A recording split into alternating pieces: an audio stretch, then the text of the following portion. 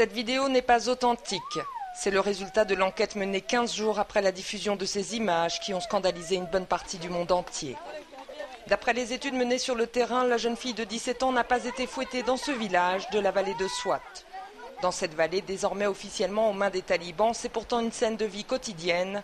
Et si le porte-parole des talibans est en colère, c'est parce que ces images dont il ignore l'origine ont été diffusées sans leur autorisation.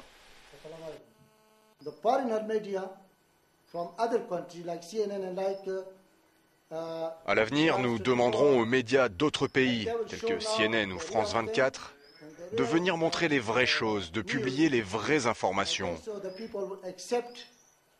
Et à ce moment-là, on verra que les gens acceptent les punitions imposées par les talibans pour ceux qui ne sont pas en règle avec l'islam ou avec les textes de notre prophète. Il faut l'accepter parce qu'on est musulman, et que les gens soient d'accord ou non, ça nous est égal. Battue à 20 reprises par les talibans, Shazia vient de s'échapper de la vallée de Swat.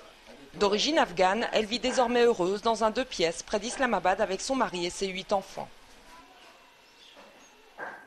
Les talibans me frappaient dans la rue parce que je sortais seule sans mon mari. Mais je n'avais pas le choix, mon époux était très malade et je devais sortir pour aller chercher des médicaments et puis aussi pour nourrir mes enfants. À chaque fois, ils me battaient avec un bâton sur la jambe et sur les pieds. Les habitants me regardaient et moi je n'éprouvais rien, je ne me sentais pas humiliée. Je me disais juste, je vais mourir. Pour les talibans, la femme n'est pas l'égale de l'homme et doit respecter un rôle bien précis selon la charia. La femme doit rester à la maison.